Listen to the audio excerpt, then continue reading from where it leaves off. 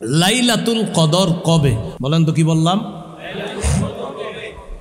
কবে? 6টা জবাব মনে রাখবো আমরা। 1 নাম্বার জবাব, লাইলাতুল কদর রমজানের শেষ দশকের প্রত্যেক বেজুর রাত্রিতে হওয়ার সম্ভাবনা। প্রত্যেক বেজুর রাত্রিতে হওয়ার সম্ভাবনা। 2 নাম্বার জবাব, 21তম রজনীতে লাইলাতুল কদর হবে। কততম রজনীতে? হতে পারে আল্লাহ চাইলে। 3 নাম্বার জবাব, 23তম রজনী। কততম রজনী? 4 নাম্বার জবাব, 24তম রজনী। কততম? এটা একটু নতুন নতুন। 24তম রজনী। 5 নাম্বার জবাব, 25তম রজনী। 6 নাম্বার জবাব, 27 এবং 29তম রজনী। তাহলে 21, 23, 24, 25, 27, 29, 6টা রাত। কয়টা রাত? রমজানের এই শেষের 6 রাত আর বাকি ধরে নেন আরও 3 রাত বা 4 রাত, মোট 10 রাত। যদি রমজান 29 বা 30-এর উপর ডিপেন্ড করে, আমরা 10টাই ধরি, 10 রাত। যেহেতু 6 রাত আমরা জাগ্রত থাকবো ইনশাল্লাহ, আমরা 10 রাতই জাগ্রত থাকবো। 6 রাত বাকি রইল আর কয় রাত? 4 রাত। তো 4 রাত তো কোনো সমস্যা না, তাহলে 10 রাত আমরা জাগ্রত থাকবো। প্রথম কথা, কেন থাকবো? আমাদের নবী জাগ্রত থাকতেন, তাই থাকবো। তো লাইলাতুল কদর কবে? 1 নাম্বার জবাব, শেষ দশকের প্রত্যেক বেজুর রাত্রিতে। প্রত্যেক বেজুর রাত্রিতে লাইলাতুল কদর হতে পারে। আম্মাজান আয়েশা সিদ্দিকা রাদিয়াল্লাহু তাআলা আনহার বর্ণনা, সহিহ বুখারীর 2017 নাম্বার হাদিস। এই হাদিসের মধ্যে আসছে, আন্নান নবী সাল্লাল্লাহু আলাইহি ওয়াসাল্লাম قال তাহাররাউ লাইলাতুল কদরি ফিল ভিতরি মিনাল আশারিল আওয়াখিরি মিন রমাদান। রাসূলুল্লাহ সাল্লাল্লাহু আলাইহি সাল্লাম বলেন, তোমরা রমজানের শেষ দশকের বিজুর রাত্রিগুলোতে লাইলাতুল কদর তালাশ করো। তোমরা রমজানের শেষ দশকের বেজুর রাত্রিতে লাইলাতুল কদর তালাশ করো।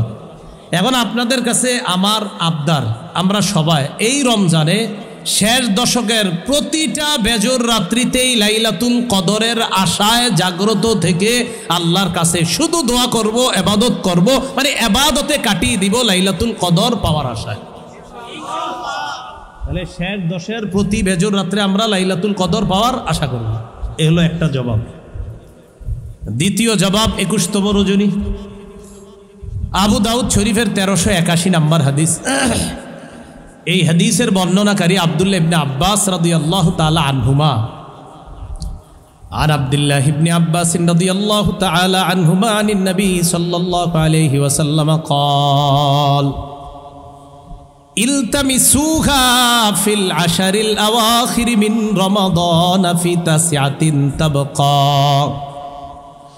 রাসূলুল্লাহ সাল্লাল্লাহু আলাইহি সাল্লাম বলেন, রমজানের শেষ দশকের 9 দিন বাকি থাকতে তোমরা লাইলাতুল কদর তালাশ করো। কয় দিন বাকি থাকতে?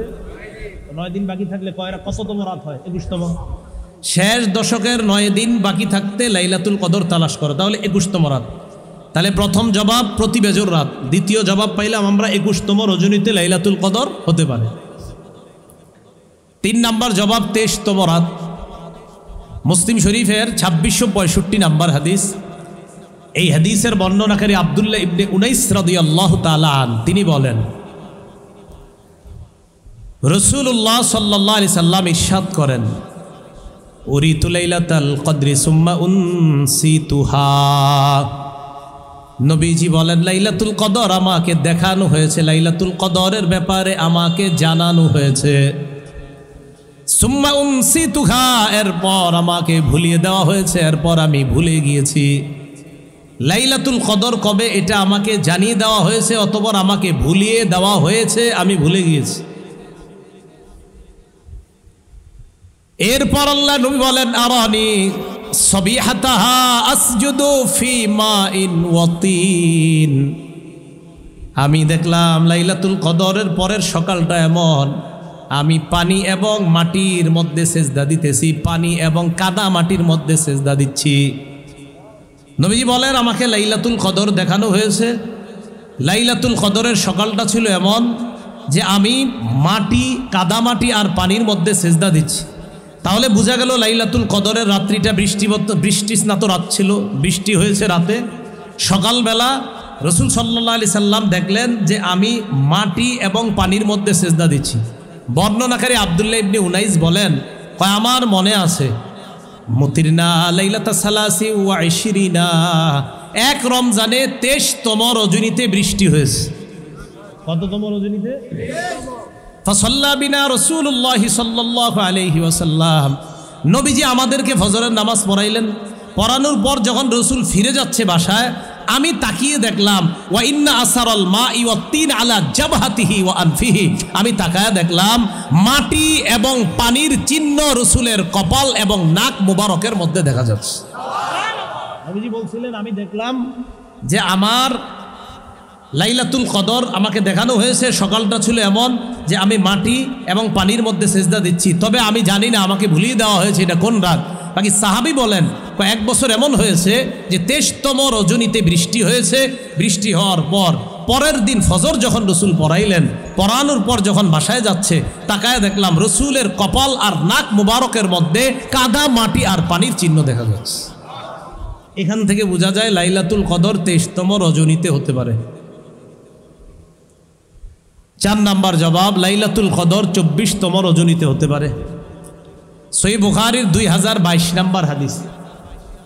এই হাদিসের মধ্যে আব্দুল্লাহ ইবনে আব্বাস রাদিয়াল্লাহু তাআলা আনহুমার বর্ণনা, তিনি বলেন, ইলতামিসুহা ফি 24, তোমরা লাইলাতুল কদর 24তম রজনীতে তালাশ করো।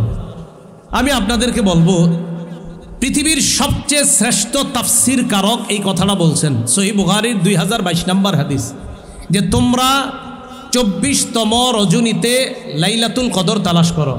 আব্দুল্লাহ ইবনে আব্বাস রাদিয়াল্লাহু তাআলা আনহুমা, তিনি হলেন পৃথিবীর সবচেয়ে শ্রেষ্ঠ তাফসির কারক। হযরত ভাই, হুজুর সামনে আসেন, সামনে আসেন, সামনে আসেন, হুজুর চেয়ার দেন, চেয়ার দেন। হ্যাঁ, লাইলাতুল কদর, আচ্ছা ঠিক আছে, লাইলাতুল কদর 24তম রজনীতে এটা তালাশ করার জন্য বললেন আব্দুল্লাহ ইবনে আব্বাস, সহিহ বুখারীর 2022 নাম্বার হাদিস। তো দেখেন, যেহেতু রসুলের একজন সাহাবী, পৃথিবীর সবচেয়ে শ্রেষ্ঠ তাফসির কারক, উনি বললেন 24তম রজনীতে তোমরা লাইলাতুল কদর তালাশ করো, সহিহ বুখারীর 2022 নাম্বার হাদিস। অতএব আমি আপনি আমাদের আজকে থেকে, এই বছর থেকে আমাদেরও মানসিকতা যে আমরাও এখন থেকে 24তম রজনীতেও লাইলাতুল কদর তালাশ করবো ইনশাআল্লাহ। কি বলেন? ইনশাআল্লাহ। তাহলে 21, 23, 24। পঞ্চম জবাব, লাইলাতুল কদর 25তম রজনী। 25তম রজনীতে যে লাইলাতুল কদর, সহিহ বুখারীর 2023 নাম্বার হাদিসের বর্ণনা।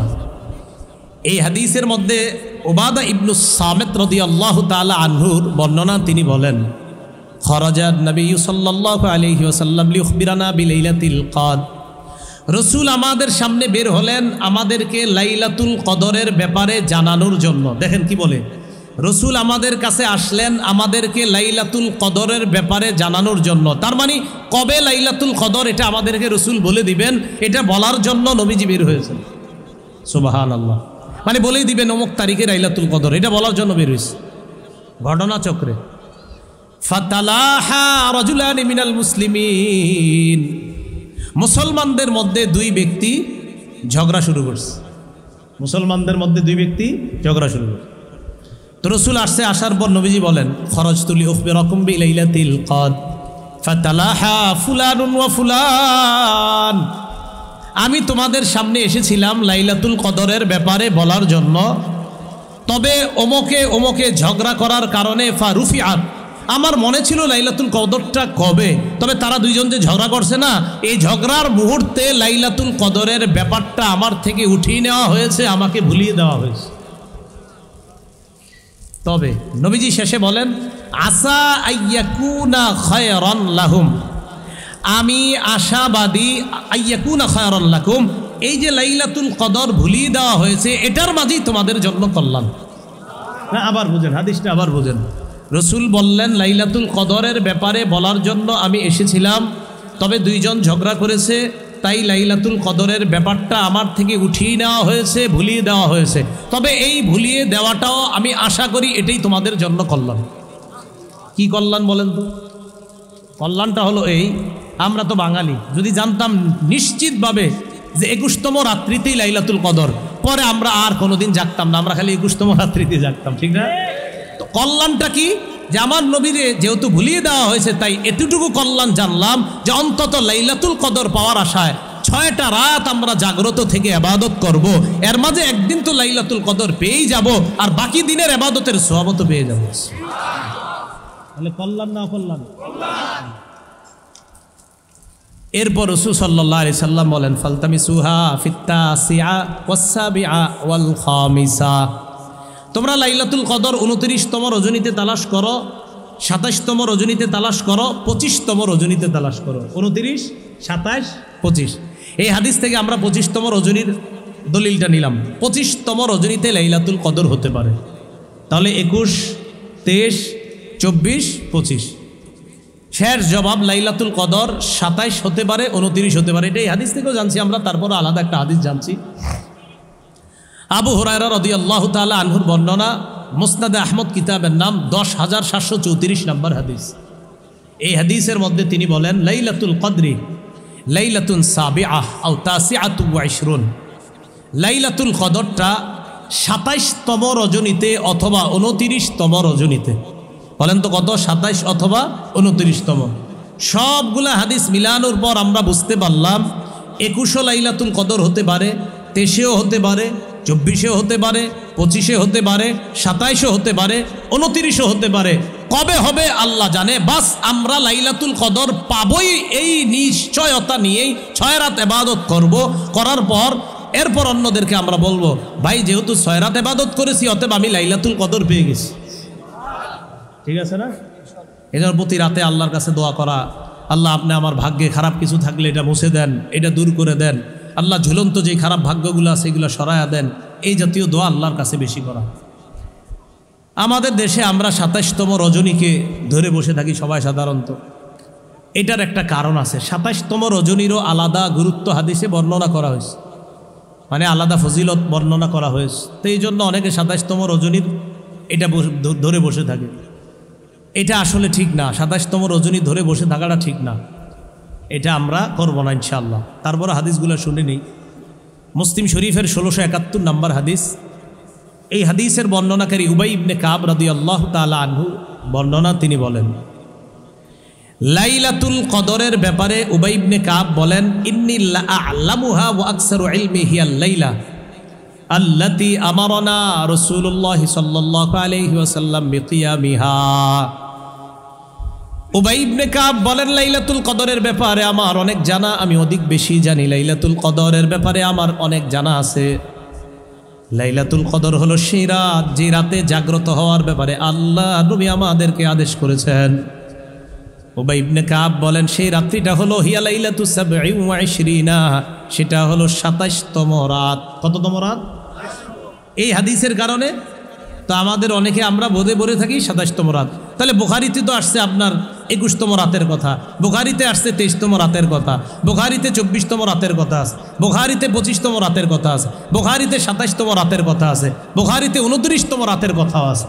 তাহলে বর্ণনায় তো সবগুলা বিশুদ্ধ বর্ণনা, সবগুলা বিশুদ্ধ বর্ণনা। তো আমরা কেন শুধু 27তম রজনী ধরে বসে থাকি বলেন? এটা আমাদের উচিত না, এটা ঠিক না। আমরা প্রতিটা রাত্রই ইবাদতের মাধ্যমে কাটাবো। আল্লাহ তৌফিক দান করেন। তাহলে এই রমজানে ইনশাল্লাহ, এই রমজান থেকে মরণ পর্যন্ত শুধু 27 না প্রত্যেক বেজোর রাত? বলেন, শুধু 27 না প্রত্যেক বেজোর রাত? না বেজোর রাতের সাথে আরেকটা না আছে জোর রাত, 24। তাহলে 6 রাত না, 6 রাত না 10 রাত? 10 রাত। এটা হইলে তো আর ঝামেলাই থাকে না। 9 এবং 7 বলেন, কি বললাম? 9 এবং 7। বলেন তো লাইলাতুল কদর তালাশ করব রমজানের কোন দশকে? এটা বারবার বলেন, কোন দশকে? ঘটনাচক্রের শেষ দশকের প্রথম দিন চলে গেছে, তাহলে তো আর দশক থাকলো না। পরের দিন আপনার মনে হয়েছে, আরে কালকে রাত্রে থেকে তো আমার উচিত ছিল, আমি তো তালাশ করি নাই। রাসূলুল্লাহ সাল্লাল্লাহু আলাইহি সাল্লাম বলেন যে যারা শেষ দশকে তালাশ করতে পারে নাই, এখন শোনেন, এখনো কি শেষ দশক শুরু হয়েছে? তা আপনারা আবার 2 নাম্বারই করেন না, কিন্তু আমরা শেষ দশকেই তালাশ করব। কেউ যদি আমাদের আত্মীয় স্বজনের কেউ যদি জানাটা আছে, আচ্ছা লাইনটা দিয়ে দেন।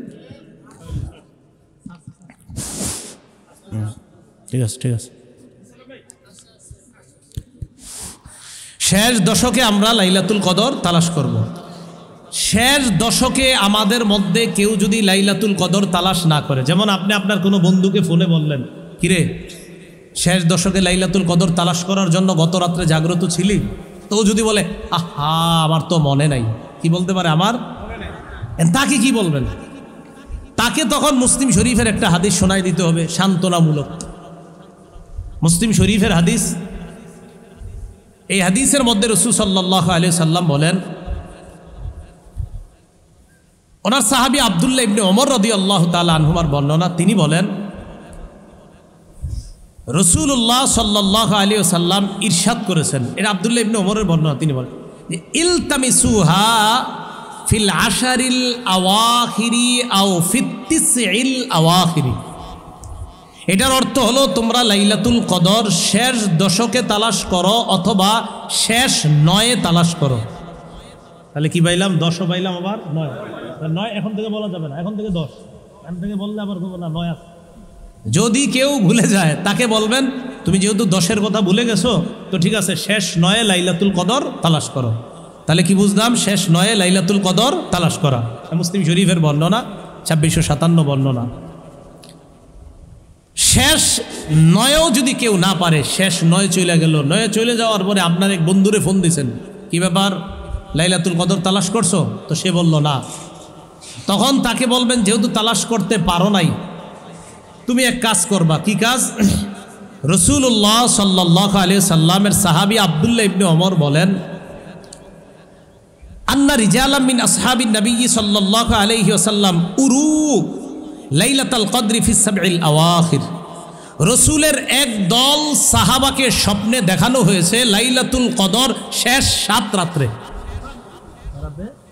এটা এখন কোয়া যাবে না, শেষ 10 এটা হলো আমাদের শিক্ষা। কিন্তু যে আপনার প্রথম শেষ 10 মিস করছে তাকে বলবো 9-এর কথা। 9 যে মিস করে তাকে বলবো আমরা, শোনো রাসূল সাল্লাল্লাহু আলাইহি সাল্লামের একদল সাহাবাদেরকে স্বপ্নে দেখানো হলো যে লাইলাতুল, একদল সবাইরে না কিন্তু একদল সাহাবাদেরকে দেখানো হলো লাইলাতুল কদর শেষ 7 রাত্রিতে।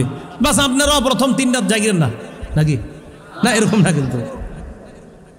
তো নবীজি এই স্বপ্নের কথা শুইনা বললেন, আরার ইয়াকুম কত তাওয়াতাত ফিস সাবইল আওয়াখির। আচ্ছা তোমরা এই স্বপ্ন দেখছো? কয় জি। আমিও তো তোমাদের মতো এই জাতীয় স্বপ্ন দেখছি, তার মানে আমার স্বপ্নের সাথে তোমাদের স্বপ্ন মিলে গেছে। তাহলে নবীও স্বপ্নে দেখছিলেন যে শেষ 7 রাতে লাইলাতুল কদর। এই হাদিস কারে বলবেন বলেন তো? যে প্রথম 3 রাত মিস করবে। এখন আপনার আত্মীয় স্বজনের মধ্যে প্রথম 3 রাতে কেউ অসুস্থ অথবা দুর্বল, খুব মন দিয়ে শোনেন, তাকে কি বলবেন? তো ফোন দিলেন, কি ব্যাপার লাইলাতুল কদরের আশায় গত 2-3 রাত জাগছেন? তো সে বলবে আর বইল না ভাই, জ্বরে আসি, দুর্বল হয়ে গেছি এরকম। তখন তাকে আপনি বলবেন, আহা গত 3 দিন তুমি যদিও দুর্বল ছিলা, জ্বর ছিল, মন দিয়ে শোনো তুমি। রাসূলুল্লাহ সাল্লাল্লাহু আলাইহি সাল্লামের সাহাবী আব্দুল্লাহ ইবনে ওমরেরই বর্ণনা, তিনি বলেন ইদা দুফা আহাদুকুম আও আজাজা, তোমাদের কেউ যদি দুর্বল হয়ে যায় অথবা অক্ষম হয়ে যায়, ফালা ইউগলাবান্না আলা সাবইল আওয়াখির, শেষ 7 রাতে যেন কেউ দুর্বল না হয়, অক্ষম না হয়, অলসতা না করে। অলসতা 3 দিন করছো ভালো কথা, শেষ 7 রাত্রে আর অলসতাও করো না, দুর্বলও থাইকো না, তাড়াতাড়ি ওষুধ খায়া সবল হওয়ার চেষ্টা করো। শেষ 7 রাত মিস করা যাবে না। তাহলে যদি কেউ অসুস্থ থাকে, দুর্বল থাকে, তারে ওষুধ খাওয়ান আজকে থেকে, যে না মিস করা যাবে না। এরে আজকে থেকে খাওয়াবেন কেন? শেষ 10 রাত যাতে সে মিস না করে। শেষ 10 রাতেও যদি সুস্থ না হয়, যদি 2-3 দিন চলে যায়, শেষ 7 রাতে যেন সুস্থতার সাথে ইবাদত করতে পারে, এই জন্য এখন থেকে চেষ্টা করা। তাহলে আমি আপনাদেরকে, আপনারা এই জায়গায় যারা আছেন, বলেন আমরা লাইলাতুল কদর তালাশ করব শেষ 7 রাতে। আমাদের মাঝে কোনো গাফেল যদি 10 রাতের কথা ভুলে যায় তাকে কি বলবো? 9-এর কথাও যদি কোনো গাফেল ভুলে যায় তাকে কি বলবো? শেষ রাতে। বুঝে আসছে সবার? তাহলে এটা আমরা অন্যদেরকে বলবো। তাহলে এই তো শেষের 2টা আমরা সিক্রেট রাখবো, গোপন রাখবো। এটা কাদের জন্য? যারা অলসতা করবে, গাফেল হবে, তাদেরকে আমরা তখন বলবো, এই সাবধান, তুমি শেষ 7 রাত এগুলো কিন্তু মিস করা যাবে না। আল্লাহ কথাগুলো বোঝার তৌফিক দান করেন।